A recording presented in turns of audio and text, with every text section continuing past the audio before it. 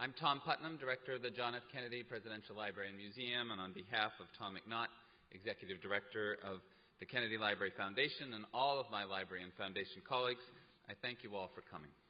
Let me begin by acknowledging the generous underwriters of the Kennedy Library Forums, including lead sponsor Bank of America, Boston Capital, the Boston Foundation, Raytheon, the Lowell Institute, and our media partners, the Boston Globe, NECN, and WBUR.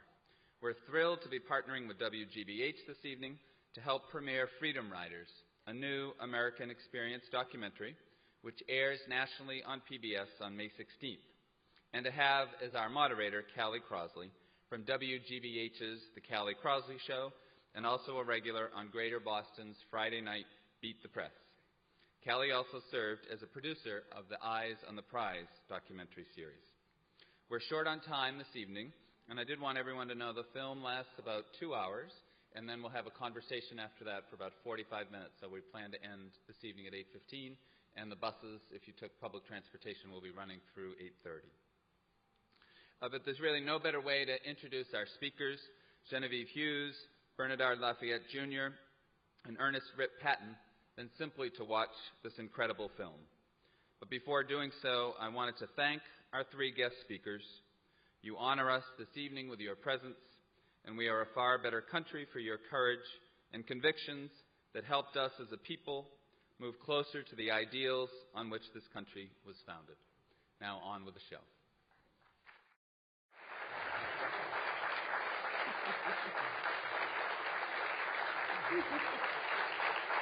Genevieve Hughes Houghton, Ernest Rip Patton Jr.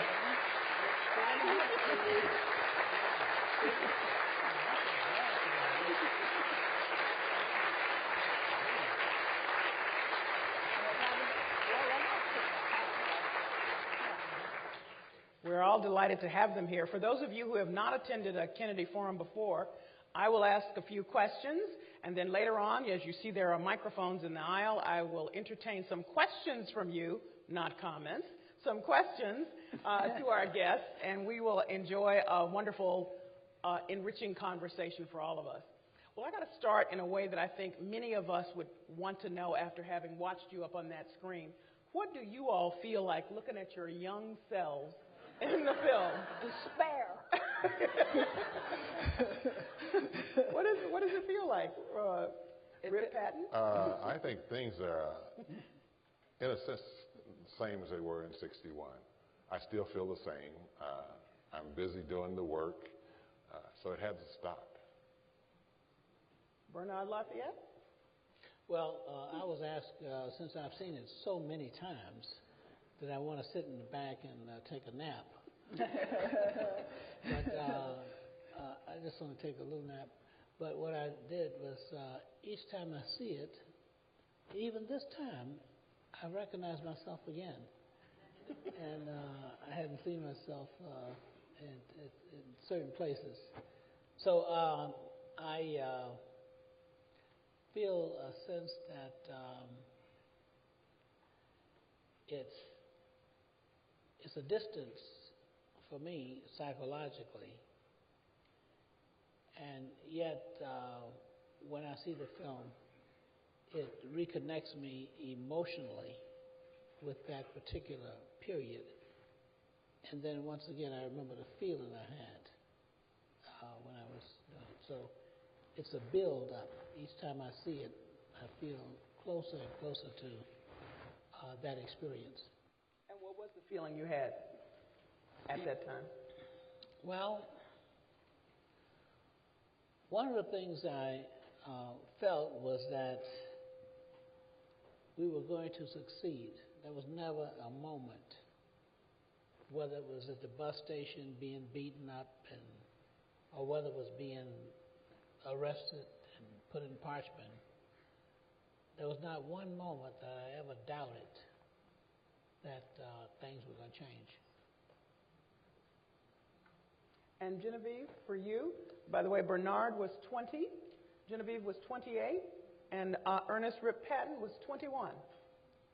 Well, I felt the same way Bernard felt. I felt we were at the right point to really win. And that's one reason I was so enthusiastic about going on it, you know. I like to win. It's a wonderful feeling. And what were you feeling, Robert? Ernestine? The same as Bernard, because we came from the same background as far as the civil rights movement was concerned with our sit-ins in Nashville.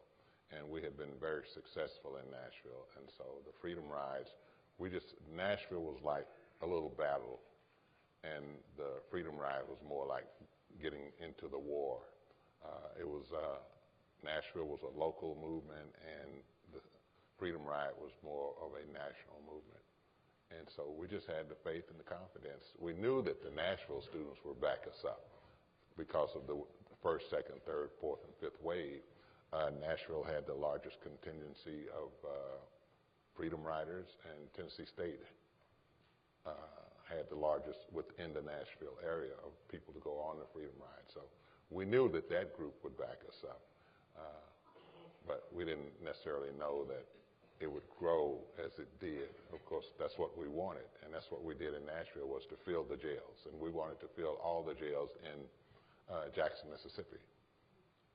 We didn't know about Parchment, though. Yeah, that was not a jail. That was something else. Because we have the advantage here of everyone having seen the film, I can ask you all some larger themed issues.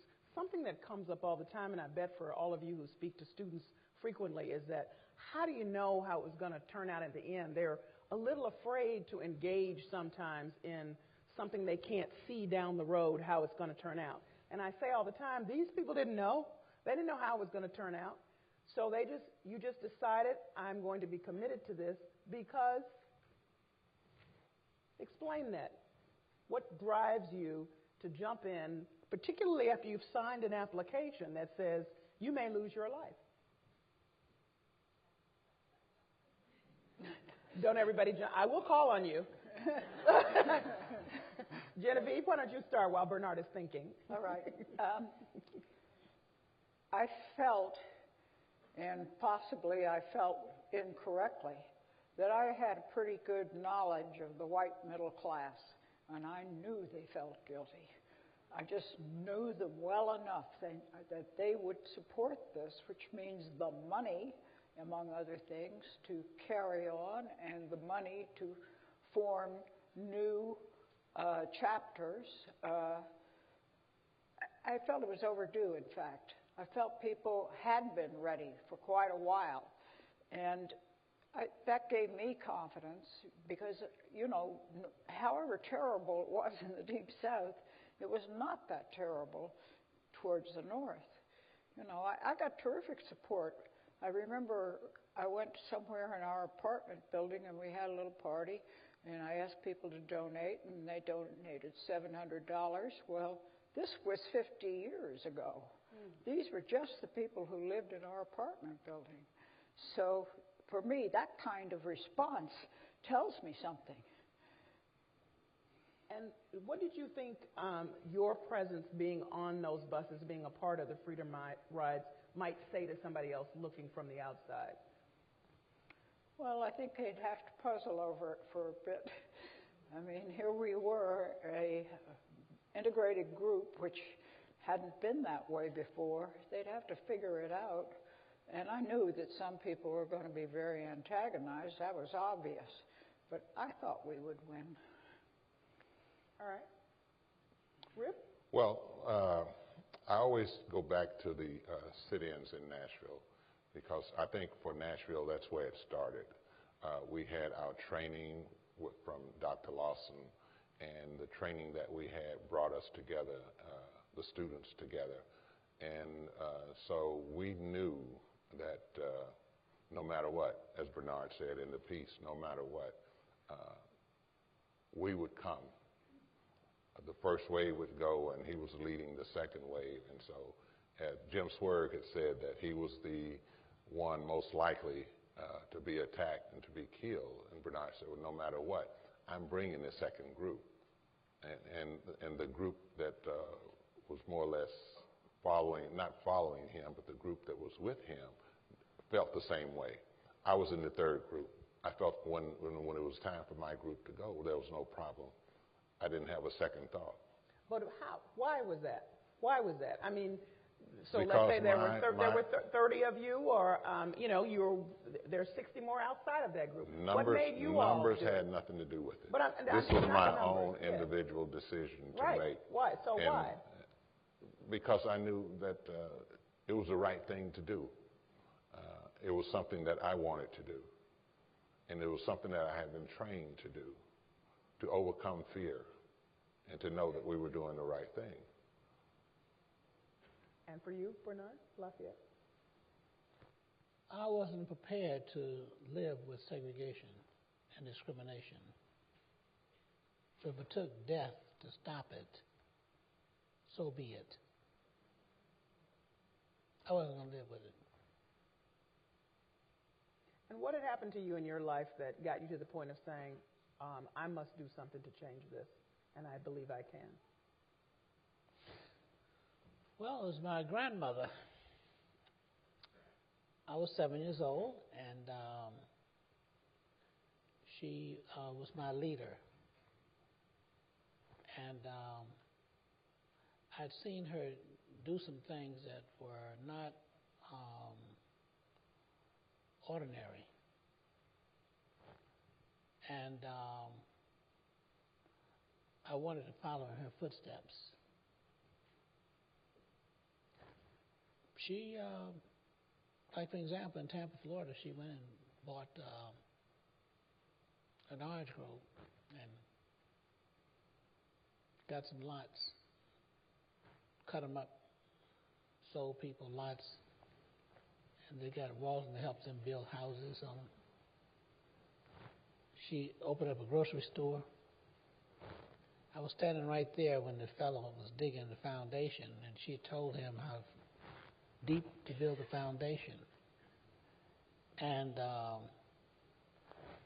when she came back, it wasn't deep enough.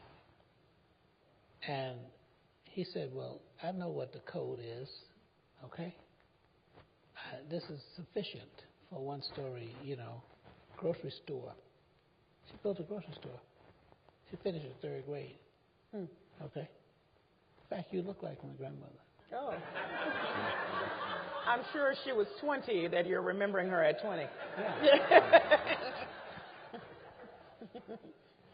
She looked at him and she told him, I told you to dig it deeper. I'm building a one-story building, but Junior might want to put another story on it, and if you don't dig the foundation deep enough, you can't get another story. So it was a two-story store that she was thinking about, even though she was going to do the one story. So it's the future. So what's possible? She did the impossible. So that gave me the determination that we can do it. And she fell one time. We were running, trying to catch this streetcar, and you had to put your money in the front, and then you had to leave and go over to the back door to get on the streetcar. She fell. Here I was, 7 years old. I reached for the door, and I was reaching for her. I felt a sword just cut me in half. And I said to myself at age 7, when I get grown, I'm going to do something about this. I never forget that incident. So every time I got a chance to make a difference, okay? I was kidnapped in Colombia, Latin America, by the FARC 6 years ago, okay? Because we were transforming a community to get them to stand up. And that's what I do now. I help people learn how to train others to be able to stand up. With the same training I got, okay, 52 years ago, we do that. And we're able to transform a prison like Bella Vista into a nonviolent center. We have a prison now that's a nonviolent center in Medellin. We got another center in Johannesburg, the King Lutuli Transformation Center. So what I do is help establish these institutions. When I studied at Harvard University, some students followed me and set up a peace education program at Harvard University. At Gustavus Adolphus College in Minnesota, we have courses in nonviolence and peace in every department. One of the things that we have failed to do in our educational system is to infuse nonviolence so that people will have these tools so that when they run into conflicts, they don't have to use violence, or either when they run into violence, they know how to respond in a nonviolent way. And that was the thing that inspired me from the beginning. I have been so amazed at the power of nonviolence. In fact, some other people in the Middle East are discovering it too. That's one of the things that I think people always ask about when they see people in the civil rights movement and they see them practicing nonviolence. I'd like for all of you to speak about that and how important that was in the work that you were doing as freedom riders. When you start, Rip? When the workshops started in Nashville, I heard about the workshops that Jim Lawson was conducting, and I wanted to be a part of that. And I, here lately, in my years that have passed, I come across a passage in the Bible, which is Romans 12, the first and second verse. And in that first verse, it says, "Do not conform to this world." And I look at that as before I was a part of the movement, before I started the nonviolent workshops, that my parents were part of segregation. So they went along with segregation. They didn't mind sitting at the back of the bus or not being served downtown. And then the second part of that Romans 12 says, do not conform to this world, but be transformed. And so I look at that as being, once I started in the movement, I went over to the transform. I was transformed. And I've lived that life ever since. And so I joined the movement because it was in Nashville. Nashville was my hometown. And I wanted to do something for Nashville. And I did. And so when it came to the Freedom Rides, there was no question as to whether or not I was going to be a part of that. Genevieve, was nonviolence transformative for you as it was for Rip? Yes, it was. I had to learn it from scratch. Didn't come naturally to me, but when I was exposed to it, I knew it was the right way. And at other times in my life, for instance, I have found a shelter for battered women, which has the same thing in back of it, and trying to end violence against women, which is very pervasive in our society, unfortunately. So I always kept that in mind, and I'm not an absolute pacifist, but I'm pretty close to it. Since you raised this question about nonviolence, just one thing I think is important, and that is we must understand why people behave the way they do. When we saw this violence that took place, the bus burning and all that sort of thing, the first step towards nonviolence is trying to put yourself in the other person's position. That is to try to see through their eyes the world that they see. Because people behave towards you based on their perception of you and their perception of themselves. And so before you can ever even start to solve the problem, you got to look at the world through their eyes, at least try. I was a Nashville student, and I was studying at night, and I used to turn on the radio trying to get some music, to study and trying to relax. In Nashville, how many country stations they got? I don't know. That's all I can get.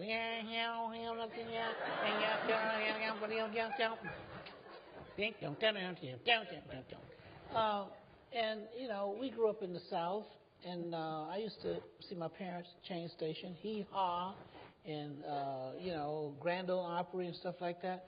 So what happened is I said, okay, I give up. All right. I'm just going to stop. I could hear them, But now I'm going to listen. So I just put everything down, and I'm going to listen. You know what I heard? She was poor, but she was honest, victim of a rich man's pride. When she met that Christian gentleman, Big Jim Folsom, and she had a child by him. It's the rich who gets the glory. It's the poor who gets the blame. It's the same the whole world over. Now ain't that a dirty crying shame? Now he says in the legislature, making laws for all mankind, while she roamed the streets of Coleman, Alabama, selling grapes from her grapevine. This was a little girl who, this big senator, ended up being the governor. He got the girl pregnant down in Coleman, Alabama. She wasn't selling grapes from her grapevine. We know what she was selling. Once you listen, the old country music is nothing but white folks' blues. They had the same feelings, the same problems. It was the rich who got the glory for them, the poor who got the blame. And see, once you look at their lives through their eyes, okay, then you can understand why they don't feel good about themselves, why they would go and put on a white sheet, because they couldn't afford a robe. Mm-hmm. Okay. All right? So once you're looking through the other person's perspective, that puts you in a place to really be able to activate nonviolence then. Yes. Because what they like in their lives is somebody to respect them and for them to be able to feel good about themselves and be able to share the best of themselves rather than the worst. When people bring out the worst of themselves, it's because they can't discover the best in themselves. So nonviolence is a thing that gives them an example of how they can bring the best out of themselves as we try to bring the best out of ourselves. Okay. Now, all of you, it's established. We've seen the film. We've read your stories. We know you are totally committed to this. Once you applied, you wanted to do it, you did it, and no matter what, you were going to stay in it to the end. That's established. But for the rest of us out here, we want to know what scary moment came. It didn't shake your commitment, but it gave you a moment of pause during these very brutal times of the Freedom Rides. Just one moment. Genevieve? Well, I wasn't too happy when I was in the airport, and I noticed that the restrooms, which of course were separate, 4 separate restrooms, were hidden behind a wall, and you had to open the door and go down into a place where there were no other people. And it was a very, very vulnerable situation. That was where anybody who didn't like you could just take care of you at no time, just like that. Well, I tried to avoid that restroom because I knew there was only danger there. And I looked around at my fellow Freedom Riders. Joe Perkins was standing in front of a window, and I walked up to him. We weren't very well organized, you see. We were just roaming around the airport. I said, Joe, why are you standing here with your back to everyone? And he pointed at the window, and I realized it reflected behind him that all he had to do was look at that window, and he knew exactly what's behind him. Mm-hmm. Well, that was Joe Perkins. He was always thinking. And I sort of admired his tactical ability. He's disappeared, unfortunately. Rip, for you, I think the one moment for me was when I was released from Parchman. Let's put a pause, and y'all know Parchman now. That was not a jail. That was the penitentiary. Go ahead. Normally, when people were released, they were the smallest number were 2. The Attorney Young would come from Jackson and pick 2 people up and take them back to Jackson. The day that I was released, I was the only one, and so it was just the attorney and I traveling from Parchman back to Jackson, and anything could happen to both of us on that long ride. And I think that was the only time and the first time that I had ever had any kind of fear at all. Perhaps maybe if Bernard was there to sing me a country song, and, or one of the other riders, if there had been two of us in the car plus the attorney, it may have been a different feeling. But going back to Jackson it wasn't frightening. I just didn't feel at ease being in the car with him by myself. Gave you pause. Yes. Mm-hmm. Bernard Lafayette, your moment. I had to search for that moment, but I don't know if you remember when we got to Parchman, we were singing all the way and that kind of thing. You know, the sheriff said to us, "So all right, you're at Parchman now. Let's see how much singing you're gonna do now." So I mean, like we've been singing in all the other jails, and we got to Parchman. They took us in one by one, and the person who went in before you didn't see him. And the other thing is, when you walked in, behind that door, they said, "Take off all of your clothes." You had to strip naked, one by one, and you didn't know what happened to the other person. That took me back to Germany. Mm. Yeah. Mm-hmm. And in Mississippi, it was a state-run operation, okay? It was sovereign state of Mississippi, and we didn't know what sovereignty they had and what they would do to people. And I grew up in Tampa, Florida, and I had a lot of Jewish friends. In fact, I was driving at age 14. I was driving a car with a license because these Jewish family took me in, and I used to work at their grocery store. They wanted me to drive the truck to deliver groceries, so they took me out on Sundays, and trained me how to drive. I had my driver's license at 14. So I had a lot of contact, and so therefore I had a lot of exposure to what some of those situations was like. And that's the thing that sort of a moment when I was wondering whether or not there was going to be a repeat. John Lewis says in the film that all of you were never the same after this experience. Do you agree? And if you were changed in some way, what way was it? Well, I know that when I returned to Nashville, I didn't stop, just freedom rides are over or about to be over. I continued to work. The young lady that was on the Pauline Knight that said, "I'm going on the freedom ride, no one's going to stop me." Well, we worked together after we were released on Kroger and H.G. Hills on desegregating those two big food stores.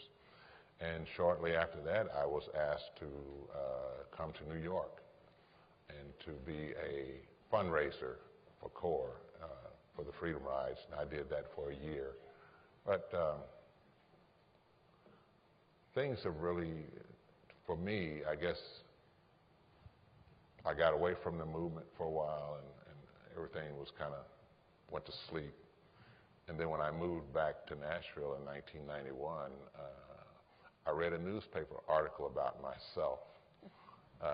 They said that he was back in town,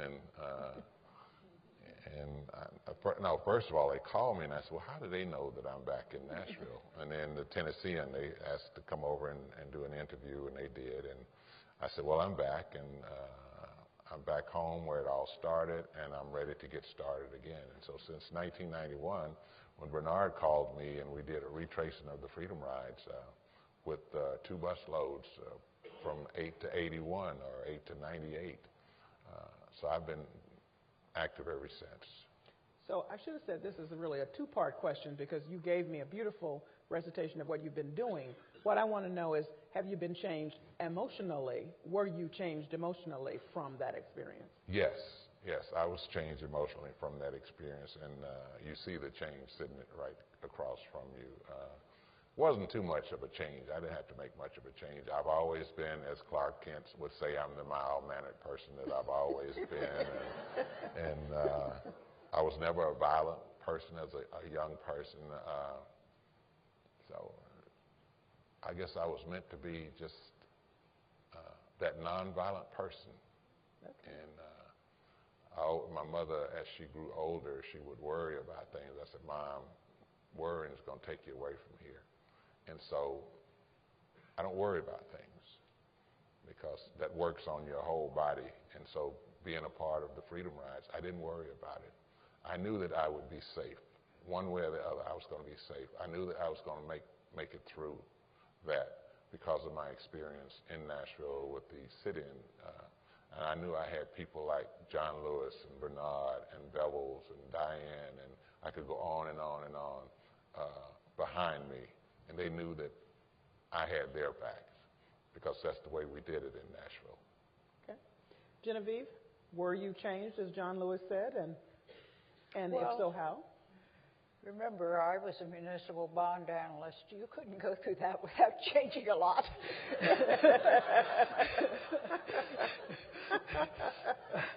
He's looking at me like, really? So yes, I was changed. I became a sort of social activist, and it moved out into many different areas. It wasn't all interracial, but all of it was aimed at social change. Practically all of it, let's say.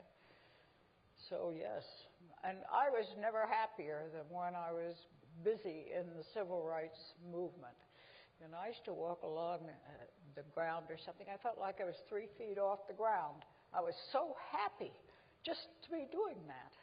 It seems strange, but that, I guess it was a really new experience, and it was morally good. You know, there weren't all these ambiguities that are in the rest of life, but this seemed to me to be just about perfect. Okay. Bernard Lafayette? Well, once we were in jail in Jackson, Mississippi, the governor, Ross Barnett, came out in the front page newspaper congratulating the people from Mississippi for not getting involved with these northern outside agitators. And that was an insult. So when Jim Bevel and I got out of jail, we set up shop and started training folk from Jackson, Mississippi. And it was Medgar Evers and who gave us the opportunity and found a place on Lynch Street for us to have it. Tom Gaither and I, we shared office with him. He was the kind of coordinator for CORE. And within a period of about 2 weeks, we were able to get 42 people from Jackson, Mississippi on the Freedom Rides. They didn't have to get on the bus. They just walked into the bus station. And it didn't cost any money. I mean, it was really, you know. But here's what we did. We trained them in a very intense way what we had learned about nonviolence, because we didn't want them to get in there in jail and then all of a sudden tell the folk that we duped them or we tricked them. So Jim Bevel was the more persuasive of the two of us. And so I would tell them all the reasons they should go on the Freedom Rides, and Bevel would tell them all the reasons they shouldn't. He was from Mississippi. He made a very strong case. Your life was not going to be the same. You're not going to have certain opportunities in Mississippi. Your family might be affected by that. You might not get a job in the future, okay, because you're an embarrassment to the state of Mississippi and all that. All the reasons they shouldn't. And then, if they showed up 6 o'clock a.m. the next morning to go to jail, they could get in. If they were 15 minutes late, they had to wait till the next day. Because we had to have some, standards and criteria. For going to jail. Right. So people from Mississippi had a little more difficulty passing the course. But when we took them down, not one turned around. There was no turning around with them. Levon Brown, I can name all of them. Jimmy Travis, all those people in Mississippi who ended up there. There's two other things I want to say about Nashville. Because of the training, and that's what I emphasize, okay? That's the thing that made the difference in my life, that training. You had more people on Martin Luther King's executive staff, the Southern Christian Leadership Conference, from Mississippi, okay, and all the other states and that kind of thing, you had more from Nashville than any other place. Came out of the Nashville movement.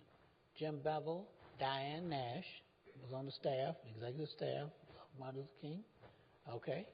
Paul Brooks, he was one of those other guys with the hat on. Of course, I had my hat on, But, okay, go down the list. And myself, every campaign that Martin Luther King had, Selma, Alabama, there were folks from Nashville, Albany, Georgia, Nashville, Chicago, Albany, Georgia, okay, Poor People's Campaign, Memphis, okay, Nashville. So the point I'm making is that it was the West Point of the nonviolent movement. All right. I am reminded that Ray Arsenault, who is the author of this fine book, says that you all were the shock troops for the rest of the civil rights movement. And I just wanted to read this piece from his book, which talks about the impact of the riots beyond just the removing of the signs, but really the impact on shaping a nation's. So, indeed, the Freedom Rides exerted an impact that transcended tangible, quantifiable changes in institutional behavior or public policy. Within 6 months of the first ride, travelers of all races were sitting side by side on buses and trains all across the nation without fear of arrest. The white and colored signs that had blighted the walls of southern bus and train stations for decades were gone. The nation's major civil rights organizations had undergone significant transformations, and the Justice Department had been pushed into a deepening engagement in civil rights matters. But even this impressive list of accomplishments does not capture the full effect of the Freedom Rides. The most important and lasting consequence, the one that confirmed the ride's status as a pivotal moment in American history, was a revolutionary change in the character of citizen politics. In the course of 6 months, the nation's first mobile, nonviolent army expanded the realm of the possible in American political and social insurgency, redefining the limits of dissent and setting the stage for the escalating demands and rising expectations of the mid and late 1960s. And the part that I wanted to focus on was the increase in citizen engagement. We talk so much about that now, the civic engagement. You all were right at the forefront of all of this. What do you say to young people now who are looking at you as role models? You had your grandmother, you had the Nashville, you had other people that you worked with that were role models for you even as you were being the shock troopers, as it were. So now, when young people look at you and they're looking for examples of civic engagement from you, what do you say to them?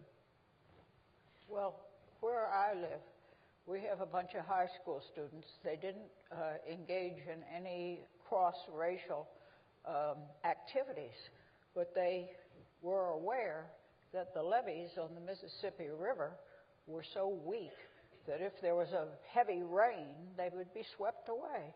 So these kids went out and monitored the levees, and then they went and talked to congressmen. They got Jerry Costello interested, and these were just high school kids.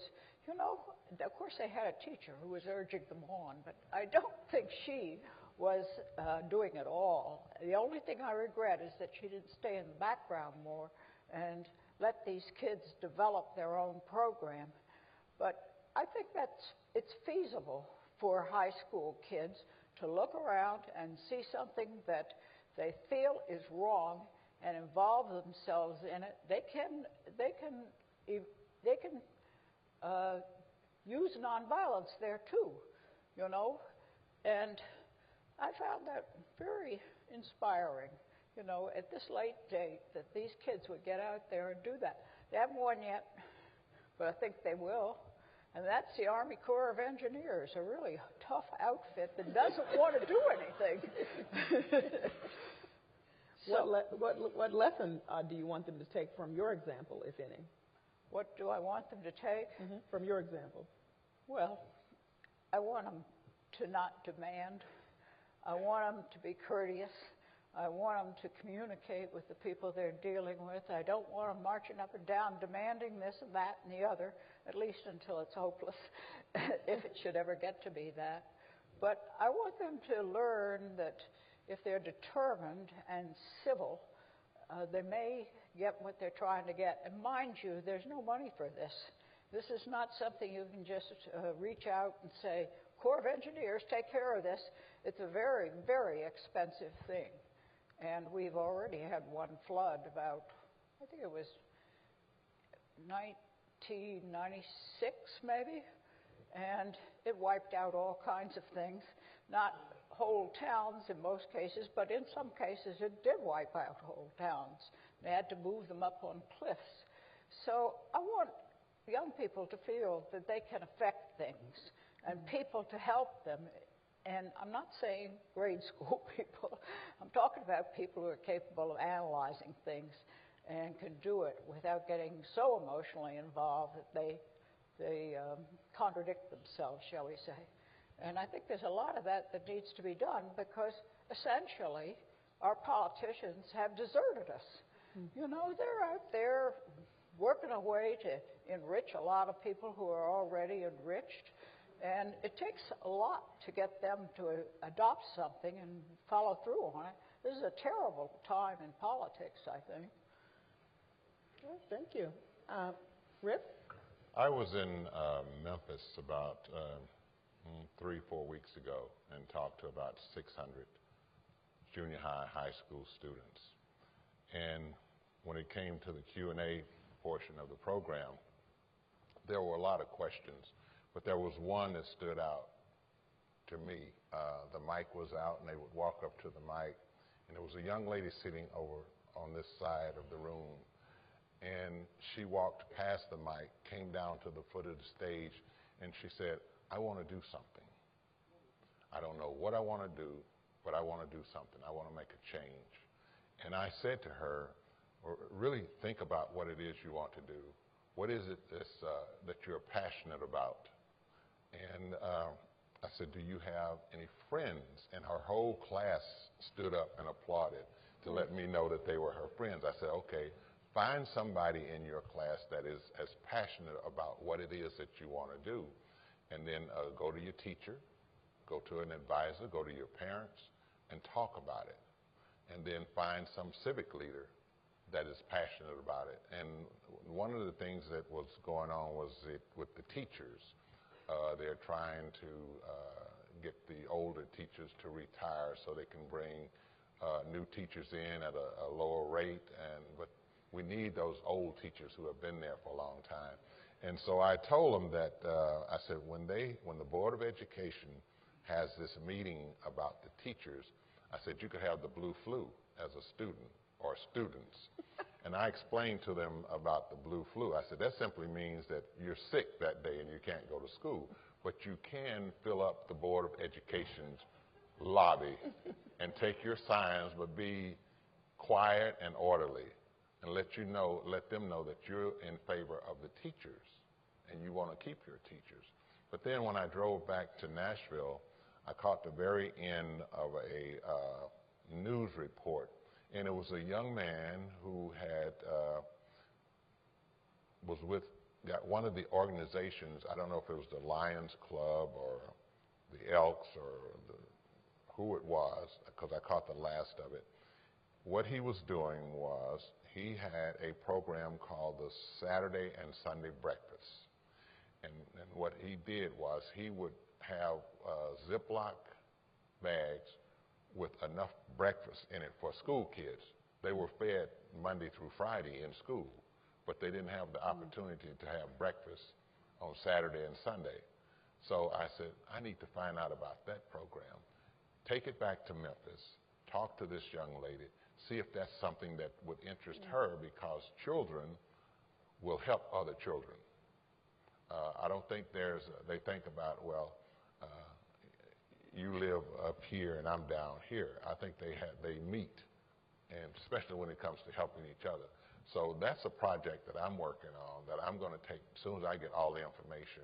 If that's not going on in Memphis, I'm going to take that back to that young lady in Memphis and to see what I can do if that's something that she would want to do. So the lesson you want students or young people to take from you is do something. Do something. And the other thing, I don't just talk about when I speak to young people about what they can do, and then in a sense it is what they can do. Usually you hear about our young men being placed in prisons and the downside of young men and the sagging and what have you. I talk to the young ladies about respect. And I say, now, first of all, you need to respect yourself. And if a young man doesn't treat you with respect, it's because you're not respecting yourself. And that's what our young ladies have to do first, is respect themselves. And if this young man doesn't respect you, let him go. Eventually, if he cares for you, he'll get his pants up off the ground. Okay. So you got a whole program going along with yeah. social activism. Gotcha. Yes, okay. yes. I want to cover it all. It's holistic in your approach. I don't want a young man in a picket line showing his underwear. Okay. We got you. I don't want a young lady showing all of this. All right. Because when you look at this documentary, this was our normal dress. Mm-hmm. I went to school with a shirt and tie on. The only time I didn't have a shirt and tie on was when it was band rehearsal. Then I had to put on jeans and what have you to get out on the field and learn the formation and all that. But otherwise, it was a sport coat, a nice shirt, and a tie, and that was just normal. Okay. All right. Bernard Lafayette, what do you want young people to take away from your example of civic engagement? I want them to feel empowered, and I want them to feel that they don't have to wait until they become voting age. I don't want them to have to think that they have to get grown before they can do something about the problem. So what I'd like to see people do, and let's start in Massachusetts since it's one of the colonies, right? Yeah. This will be good. I'll come back next year and do a check and see what you've done, okay? What I want you to do is to go to every school and organize a political structure, because each school is in a congressional district. So let's start with the 12-year-olds to those who are 17. Let's have a junior political structure where they learn how to register to vote, and they elect for themselves their representatives. They actually have a voting. Some of them have student body presidents, okay? Well, let's expand it and make it real so they can actually present bills before their youth legislature, okay? And then they can look at what the adults are doing, okay? They're in Boston at the Capitol, and then they could look at those bills and decide how they want to vote on those bills. And in fact, what they can do is actually vote on the candidates. You know, their ages 12 to 17. So the junior legislature and the junior voters can vote first on the candidates so you can see what their values and their standards, okay, would be. So they have their own representatives, and then they can vote on your representatives. And if bills come through the state legislature, they can vote on those bills while the other folks are making up their minds. And if they want to close down the government in the state legislature, the youth can vote to open it up, you see, and keep it going. So my point is, if you're going to drive a car, you take driver's education. If you're going to lead, okay, the community, then they need to have practice voting and participation in government. So what we were doing, actually, in the movement was participating in government. There were some laws and practices that we wanted to change, and so we went about, since we couldn't, actually, I couldn't vote because in those days you had to be 21 unless you was in Kentucky or Texas, okay? So we had to assert ourselves. Now, I want to make it very clear in terms of breaking the law. Civil disobedience is different from breaking the law. Civil disobedience means you respect the law to the point where you are completing the process. Each law has a rule, and then if you break that rule, they have a consequence. So that's why we accepted the consequence. We didn't break the law and then run someplace and try to avoid it. We accepted the punishment.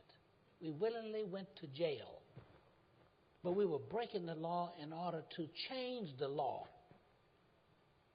So we had respect for law, but those particular ones we wanted to change that practice. So I would like to see us form youth legislators and elections and that sort of thing in every state. And then we could bring them together in a convention, and they can decide on which candidates they really want for themselves, for their legislature, and then vote on the adult legislature and the bills and that sort of thing. And then you know what you can do? You can predict what's going to happen next, because you got that next generation. They're voting at 17 in the youth legislature, and guess what they're doing at 18? Okay? We got it. Yes. Okay. All right, so I'm about to open up the floor to questions from our wonderful panelists here. Approach the microphone, say your name, ask your question, and they'll be happy to answer. I see people moving.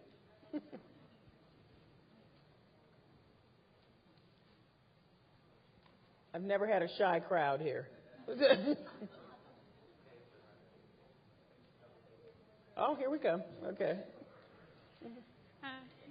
Good evening. As a former FIS student, I want to thank you all for being here, and also want to say that leaving the institution not too long ago, that we still are indoctrinated in the reverence of the spirit of the sit-ins and also the Freedom Rise. But I had a question.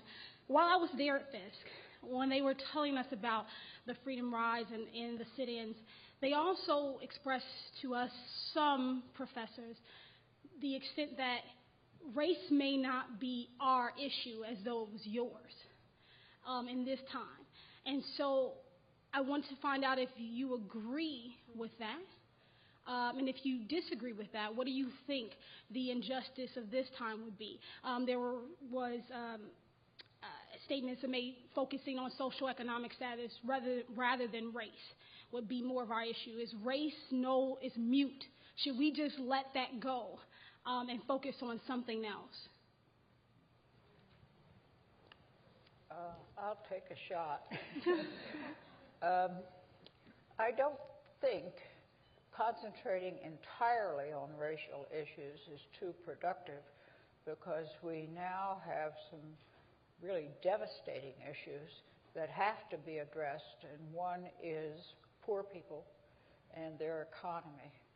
Unless poor people can work, they're out of the system. There's nothing for them. And as far as I'm concerned, there's plenty of black poor people and there's plenty of white poor people. And it would be very good for them to work together, because I don't think you can win if you allow yourself as poor people to be divided and just beat up on each other. And there's people around who would love that. I have to respond to that, because we never talked about this. Race was never a problem. What race? As the song said, the white folks were treated just like the black folks were treated. The poor whites didn't have anything either. Okay? In some places, they don't allow them to have unions. All right? What's the third world? What kind of world is that? No. This whole business of looking at color and ethnicity was an artificial barrier to line of demarcation to determine who is going to be poor, okay, and those who are going to be rich. And those are a few people. They're not all white. All right? So we got to get rid of this myth. All right? The race becomes a convenient way to determine who is going to have nothing, who's going to have need, and who's going to have greed. Nigeria? Our oil. We got more oil coming in from Nigeria. How is it that the Nigerians are on the bottom and they are suffering in the places where I've been? They don't have schools, they have roads, and these people here are angry. That's why they got guns, and that's why they're arming themselves and shooting and kidnapping people. Okay? That ain't nothing to do with no race. That has to do with, okay, some people manipulating other folk. The reason they didn't want black and whites to sit together, it wasn't about race. You know, they didn't want them to start talking to each other and finding out, okay, what happened in Coleman, Alabama. All right? They wanted to keep us separated from each other. Most of your segregation was actually horizontal, not vertical. They didn't want you to sit down together, sitting on the bus, sitting on the plane, sitting in the park, sitting at the lunch counter. Folks start talking, and they start finding out they got more in common than the things they have different. Okay? So the point is, they use this race stuff as a smoke screen to exploit all of us. That's what's happening. All right? So they put us against each other. What happened to the Chinese who were here? We know what they did to the Japanese during World War II. All right? We know what they did to the Native Americans, right? Mm-hmm. Yeah. Okay? So the point I'm making is that let's cut it in terms of a reality. So what happened is the same issues we were dealing with, you're dealing with them today. And that's what she's saying. Okay? Exactly. So what we've got to do is really look at how we can change the distribution of the resources that we have. And the jobs she's talking about, you know where they're going if they don't have no job? Jail. They got money for jail, right? And the folks who are going to get jobs are the folks who are going to help keep folks in jail. All right? That's a guaranteed job, isn't it? Correctional officers. We have a lot of them down where I come from. Yeah, and lawyers. All right. Thank you for your response. Thanks. Here comes another one. You own it. Okay, this is our last question, I'm told. First, I want to say thank you all very much. My name is Kenneth Holmes, and I just want to say that I'm from Mississippi. I'm 10 years old when you guys were down there. I know Parchman very well. I know Ross Barnett very well. I knew all of those people very well. I grew up in Mississippi. But, you know, I was listening to the two answers, and I actually believe that there are a lot of things that we need to address. But I would like to ask Mr. Patton, I think his name is, Rip over here, this question, because I've heard two answers. Are you telling me that in America today, if two men walk into an office and both have on a suit, that there are no issues between the black man and the white man who might get that job? I want to hear it from someone else. I've heard sort of like, are you saying that there's no longer an issue like that today? No, I didn't say that. No, I know you didn't. I want to hear your answer to that. I think there's still an issue. Even not only walking into an office and trying to secure a job, if you put in an application for a home and over the phone or on the internet, and you go down to the actual office, there's a possibility that that home has already been sold. And then, for example, say our cameraman, go down to that same office, he can get that home. I think that still exists. Thank you very much. I'll let you add more to say. I want to make sure that I understand that very well. Did I? Yes, you did. You did answer that. I want to make sure that there are a lot of issues that are there, but that issue is still very prevalent in America, and I just want to make sure. And let me add one thing. It has nothing to do with homes. I was speaking at Iowa State University about 3 weeks ago, and a young lady walked up to me, and she has some connections with Mississippi.